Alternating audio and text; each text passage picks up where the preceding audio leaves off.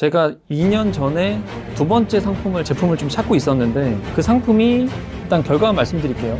수입 원가가 2,000원이 안 됩니다. 이거를 제가 쿠팡에 7,000원에 납품을 하고 있고요. 스마트 스토어에서 9,000원대 판매를 하고 있습니다. 평균적으로 2,000개 정도 나간다고 보시면 돼요. 쿠팡하고 스마트 스토어 합쳐서 마케팅 소구점을 그 경쟁 업체보다 좋은 컨셉으로 잡아서 그 카테고리에서만큼은 이 상품이 네이버하고 쿠팡 1등입니다.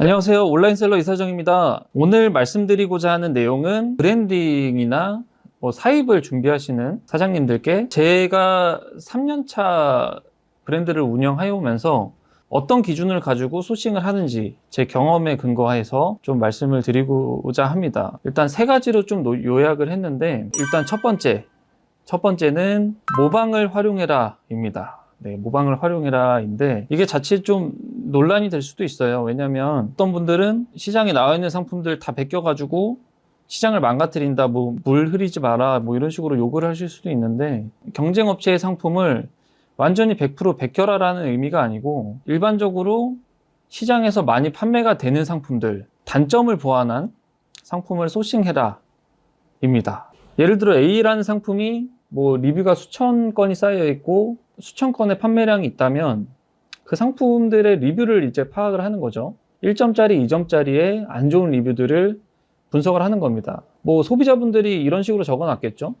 어떠한 부분은 굉장히 좋았는데 어떠한 부분은 아쉽거나 좀 개선이 필요할 것 같아요 라고 공통적으로 얘기를 하는 부분들이 분명히 있을 겁니다. 그 단점을 보완할 수 있는 상품만 나온다면 사장님들께서 그 수천 건의 리뷰와 구매 건을 어느 정도 일부분을 좀 가져올 수 있는 거죠. 단점이 보완된 상품을 소싱을 해라 라고 말씀을 드리고 싶습니다.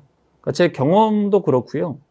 그 단점을 보완된 상품을 소싱을 해왔을 때 확실히 결과가 좋았습니다. 대부분. 그러니까 되게 복잡하게 생각하시면 안 돼요. 단점을 보완하려면 금형을 파서 도면을 만들어서 이런 식의 대량 생산을 해야 되고 이런 걸 뜻하는 게 아니고요. 단점이 보완된 상품이 한국에는 없는데 중국에는 있는 경우가 있습니다. 이미 판매가 되거나 유통이 되는 경우들이 굉장히 많아요. 분명히 찾아보시면 있습니다. 수입 같은 경우는 일반적인 그런 제조보다는 MOQ나 단가적인 부분이나 수입 금액의 볼륨이나 이런 것들은 굉장히 좀 적은 편이기 때문에 금형을 파서 제조를 하고 이런 것들은 비용이 굉장히 큰 비용을 많이 듭니다. 그것 대비해서는 확실히 적은 비용으로 소싱이 가능한 거죠.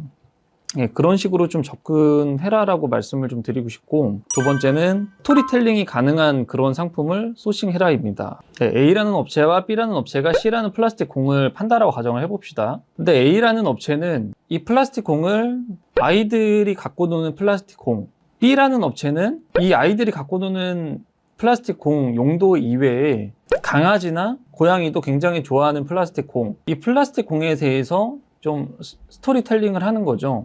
우리 플라스틱 공의 플라스틱 재질이 상당히 높은 등급의 재질이고, 아기나 반려동물들이 이렇게 좀 갖고 놀았을 때 오감 발달이 되고 두뇌 발달이 됩니다. 실제 이런 공들을 갖고 놀았을 때 좀 오감 발달이나 두뇌 발달이 도움이 되죠. 그러니까 전문가들 분들의 기사나 아니면 유튜브 영상 이런 것들을 좀 인용을 해 놓는 거죠. A라는 업체와 B라는 업체 두 군데 중에서 어떤 업체가 판매가 잘 일어날 것은 불보듯 뻔하죠. 당연히 B 업체가 판매량이 많이 일어날 것이고 당연한 겁니다. 세 번째는 대부분의 그 셀러분들, 사장님들께서 물건 사입을 하거나 소싱을 하실 때 키워드나 경쟁 강도 이런 것들을 굉장히 좀 분석을 많이 하세요. 굉장히 레드오션인 그 대형 키워드를 피해서 중소형 키워드에 작은 시장 파이에 진입을 해서 판매를 하고자 그런 식의 분석을 좀 하는 편인데, 저는 그렇게 하시지 말라라고 말씀드려요. 왜냐하면 중소형 키워드에 들어갔을 땐 판매될 확률이 조금이라도 더 높긴 하지만 실제 그 시장 파이가 굉장히 적기 때문에 본인들이 먹을 수 있는 그 고기가 굉장히 좀 작습니다. 상위 노출을 하고 판매가 이뤄졌다 가정을 해도 먹는 게 별로 없어요. 마진이란 걸 굉장히 좀 먹기가 힘들기 때문에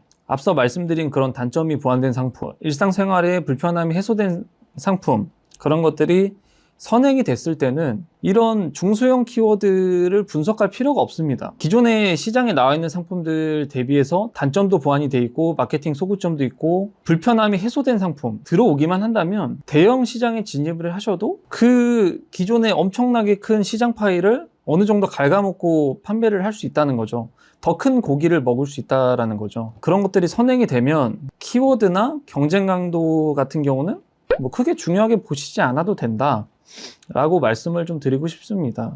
분명한 건 리스크가 있어요. 리스크가 없는 사업은 없어요. 리스크가 없는 사업은 분명한 건 많이 먹기도 힘들 뿐더러 지속 가능하지 않다라고 말씀을 좀 드리고 싶습니다. 사장님들께서도 이 소싱이란 걸 쉽게 보시지 않고 굉장히 좀 노력을 많이 하셨으면 좋겠는 바람입니다. 이 세 가지 정도가 될 것 같고요. 브랜딩을 준비하시는 사장님들께서는 소싱의 모든 걸 거셔야 합니다.